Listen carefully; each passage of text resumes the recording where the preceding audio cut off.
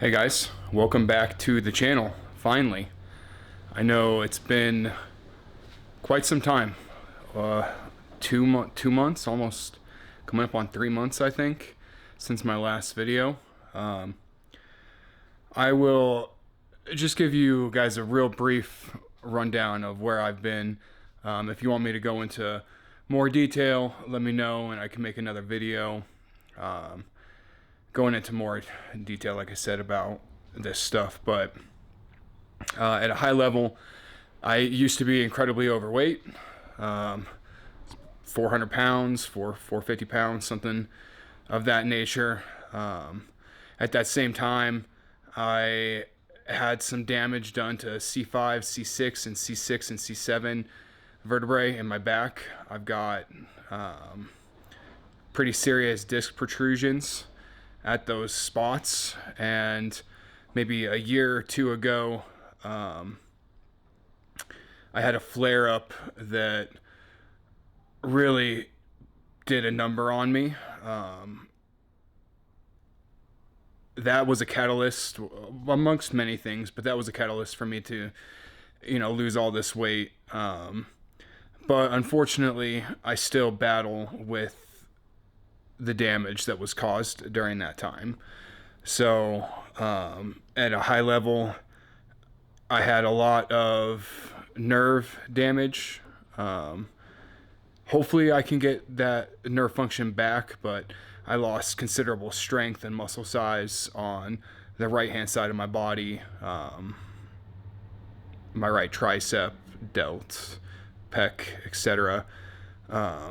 Lost a lot of muscle, and I've been in the gym, for a year now trying to build that back. But what happened recently is, unfortunately, I had another flare-up. It'd been quite some time since I had a flare-up that really did a number on me, but I actually am out of work right now. I'm on an FMLA leave, short-term disability, just to give my body time to heal and for things to get back to normal. Thankfully, we're there. I feel much better. Back in the gym, trying to rebuild that muscle and build some strength and create separation in my discs through physical therapy means, all of that good stuff. I've got 1 more week left on leave, and then back to the normal grind. So that's where I've been. Yeah, so I'm sorry for the lack of uploads. I really wanted to continue putting out videos, but I was in no position to record content, let alone work on the car. But we're back, so I'm super excited. We're running out of time. Summer's over, fall is almost over. I really wanted to get this stuff done before winter, and we're running out of time, but we're going to do our damnedest. So what we're doing today, finally, we are doing the fuel pump. AEM 340 install. Obviously, without this fuel pump, you can't really do anything. All the fun stuff is going to come after this is done. We can do our TGVs, our injectors, our rails, our fuel line, our flex fuel, get all the supporting fuel systems set up so that when we're ready, we can drop in a new turbo, drop in the clutch, and make some real power. All right, star of the show today, AEM 340.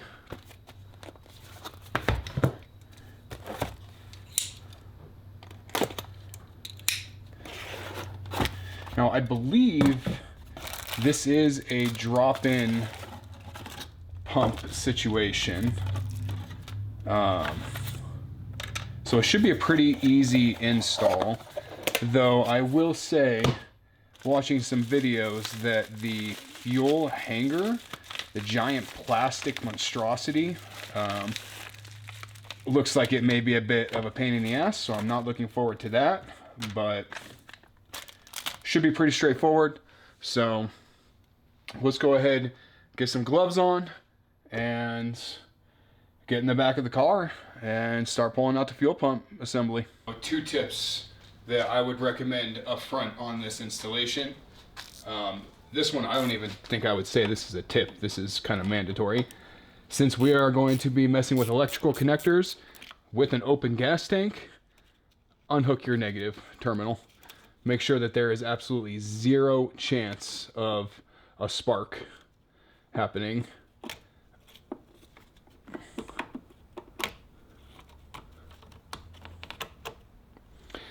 Second thing, don't do this when you have a full gas tank. I've actually been driving the car down. We're at a quarter tank right now, so that should make things a little bit easier. But if you do this when you have a full gas tank, you're going to have a pretty bad time in the back of your car. So let's go ahead and jump in the back and see if we can't get that seat out for the first time.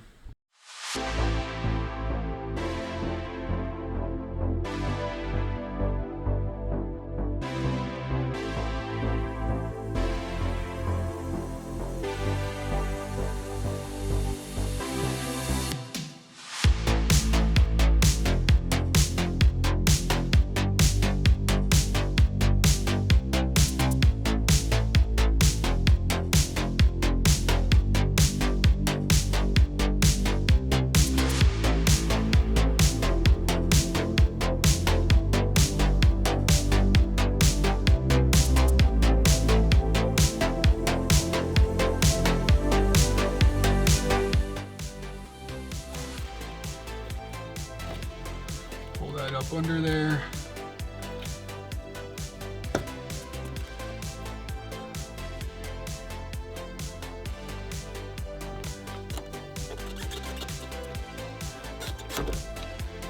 Okay.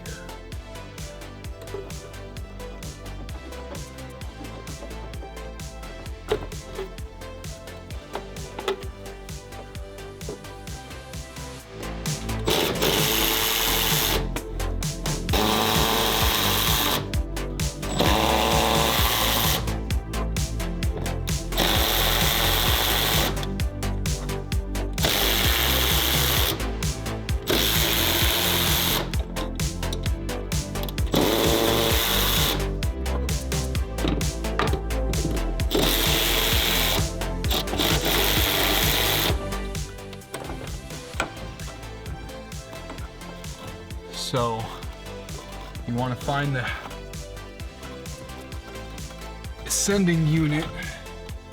Yep, it's on the front for me, so you can lean it and then get it up and out.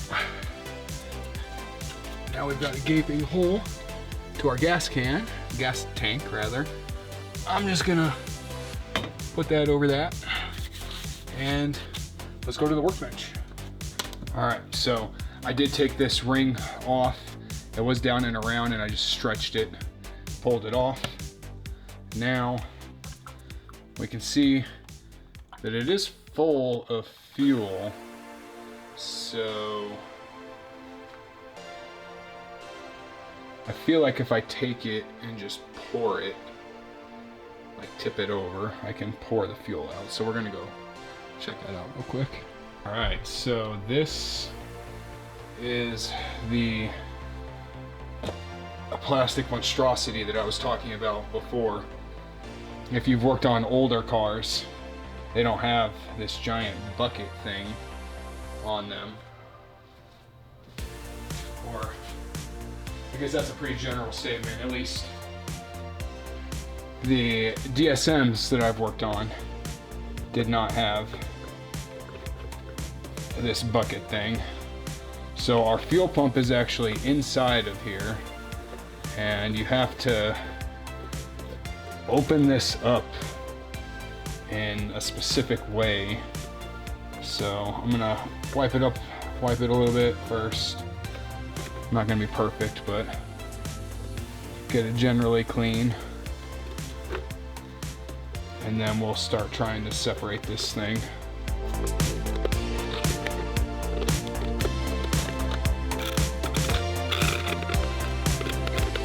Oh, that's it.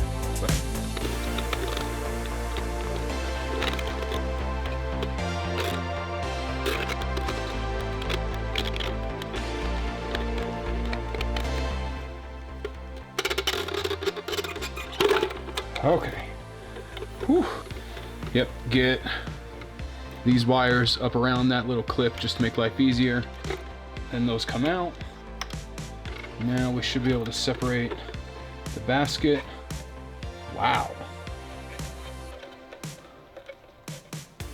Wow.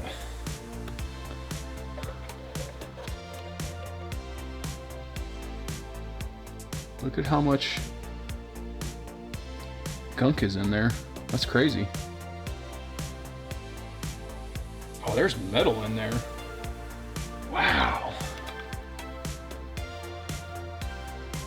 Look at all that metal on the bottom of my sock. That is questionable as hell. Where the hell is that coming from? Man, I don't like that at all. Yep, that guy's got a clip on each side. Comes right off. You lose this thing, you are in a world of hurt. Grab needle nose, pull them right off.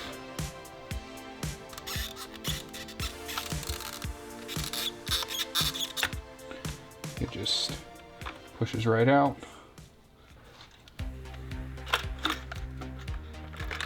There we go. Oh. There we go. This like half moon and this half moon, that is the clip that clips around this edge on each side, and then they give you these little access ports to be able to open that clip up on each side.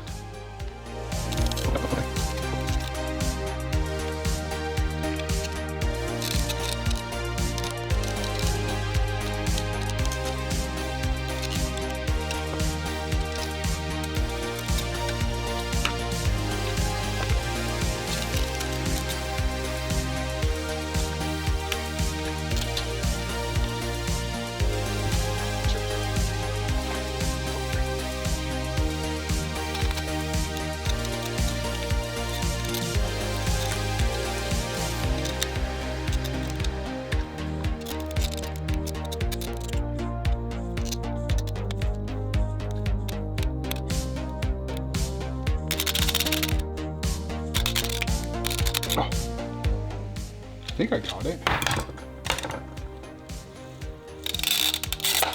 Whew.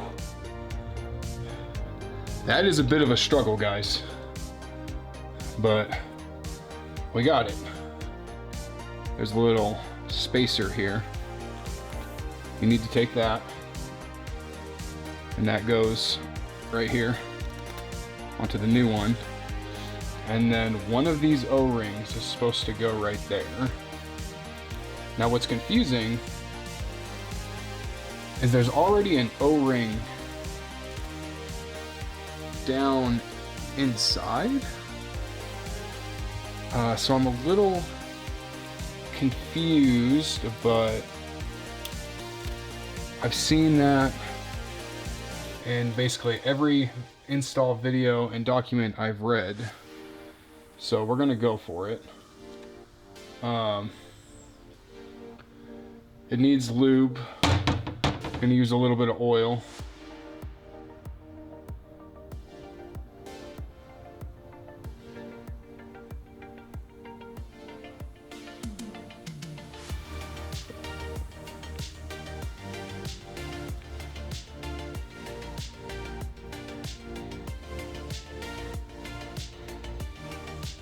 I guess that remaining space will be taken up by the O-ring that's down in there, question mark. So there's another O-ring in the kit, and I don't see any reason we would need that O-ring. Also, if I'm being honest, I don't, like, it's the same height. This is the same height, so why do we even need double O-rings?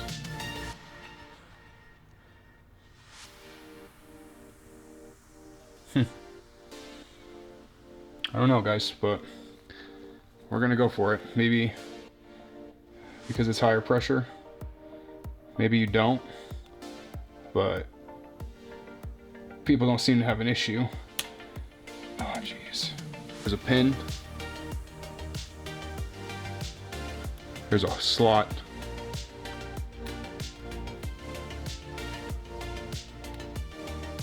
Pin goes through slot. Make sure our O-ring is lubed up.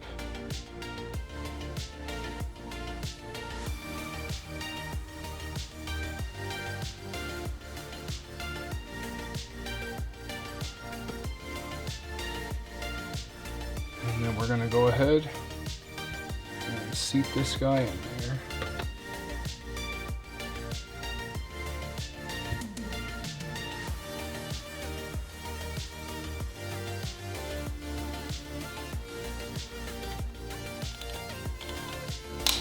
There we go. Make sure you look down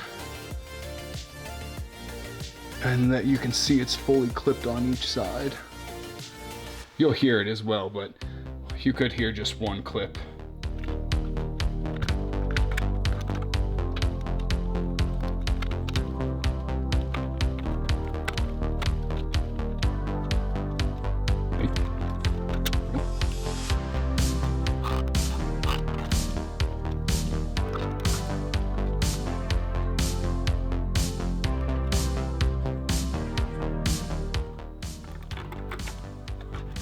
There we go. So when you're going to put it back together, make sure that these black hoses aren't in the way of this bottom bracket. That's the problem I was having. Now I can easily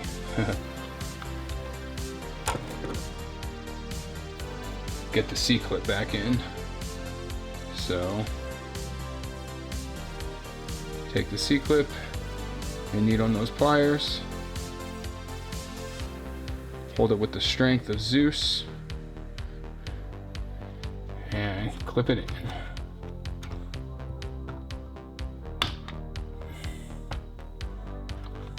There we go. Probably should have plugged this in first, but I don't think it'll be too bad. Yeah. Okay, that wasn't bad. We do not want to tear an O-ring.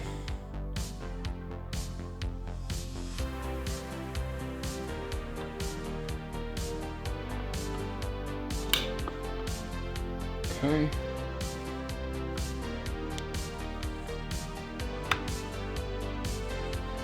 Okay, top, and then reconnect. Okay, of course, as soon as I turn the camera off, I just took the O-ring out of the bottom and put it on the shaft and put it in. And then you can see we still have a bit of a gap here. But it actions like it should.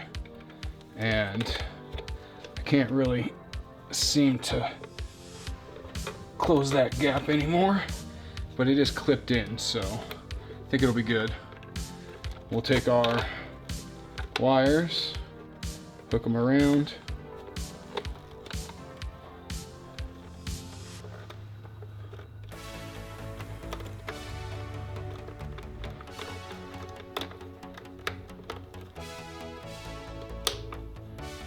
Clip it back in. Double check our action again. Seems good. And I do believe that is all she wrote, and we can go put it back in the car. So these little nubs go facing down. There's little indentations, if you can see it. So I'm gonna go ahead and put this back over top. I'm just gonna put it over and then go around and stretch it around until it's over.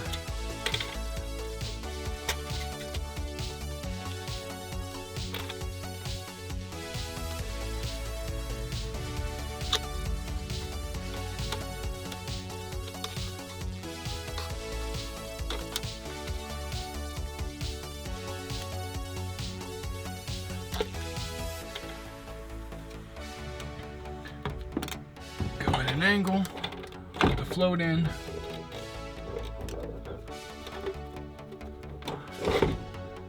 And then it'll drop right down. Get our lines out the way.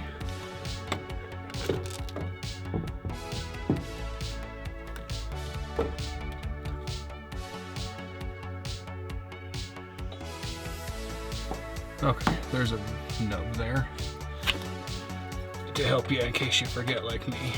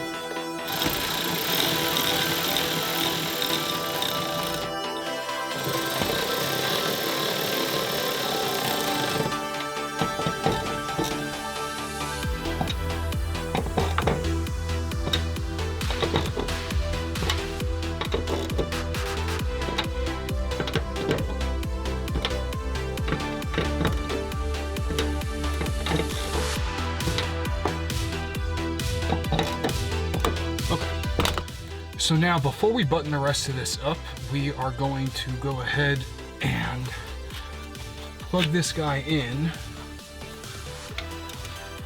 and make sure the fuel pump works.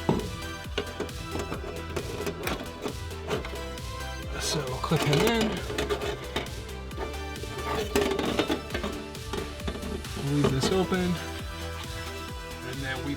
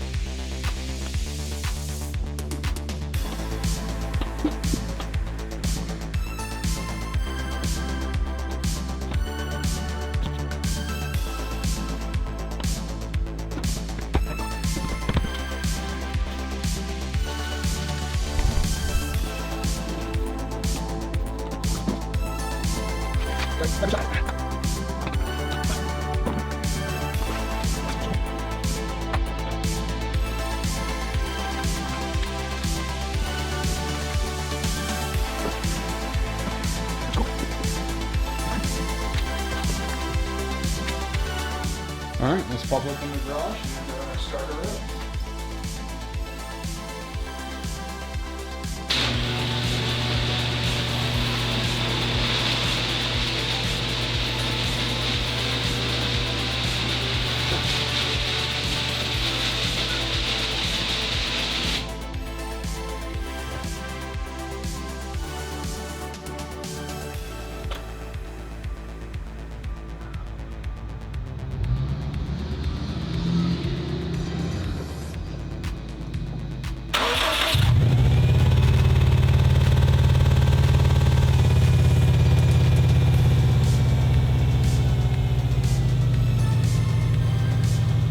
All right, so I let it warm up, took it around the block.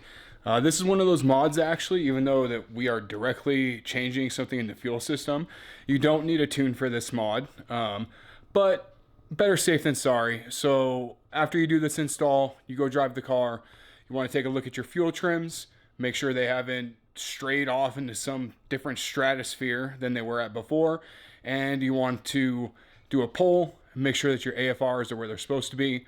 Everything should line up, but better safe than sorry. You know, if you pinched a fuel line or one of those O-rings, you know, something like that happened, you could have fuel pressure issues.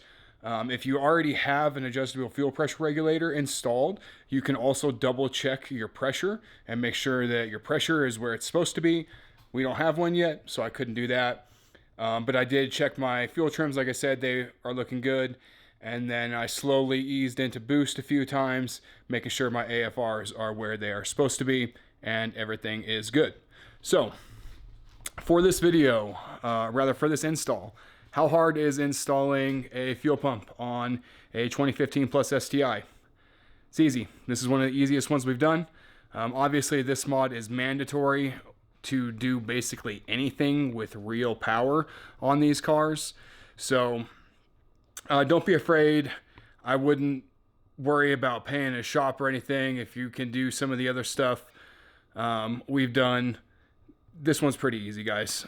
Even by yourself, if you were to have the help of another set of hands, doing all those clips and stuff would make life a little bit easier, but still perfectly doable all on your own. I think I did this maybe an hour, 2 hours with filming, probably 2 hours with filming and the stuff associated with that. So not bad at all.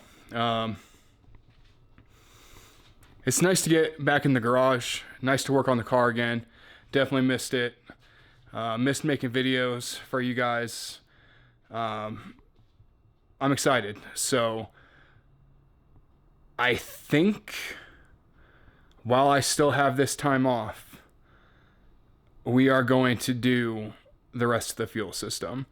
So up next it's you basically do all of it at once. So we are going to need to take off the intake manifold, put the TGVs in, run all the fuel lines, put the fuel rails in, put the new injectors in, hook up the ethanol sensor, plumb the ethanol sensor, wired into the ECU. This will also give us the TGV inputs, at least one. The other one's probably going to be used for ethanol. I'm not entirely sure yet. But that second TGV will allow us to look into hooking up a failsafe with DiMod, or running oil pressure into the ECU, which would be related to a failsafe probably. So I don't know. It definitely opens up opportunities. Now that's a big install, so not sure what it's going to look like. Honestly, I'm a little afraid, but I'm excited to do it as well, because once we are on E85, the safety in learning how to tune goes up exponentially. It is so much harder to cause damage to an engine running on E85, especially when you're running a small turbo like the stock turbo. So that is a huge benefit to getting these mods done and getting this set up, is we can start messing with timing and we don't really have to worry. We can target more aggressive AFRs on E85. So super stoked. Glad to be back. For those of you who have kind of stuck around waiting for a video, I really appreciate it. I'm sorry that it took me so long and that I didn't really give any updates or anything. Hopefully you can understand. But we're back, baby. So if you enjoyed this video, if you learned anything, hit the like button. If you have any questions or comments, hit up that comment section. I try to reply to every single person and do everything I can to help. Thanks, guys. I'll see you soon.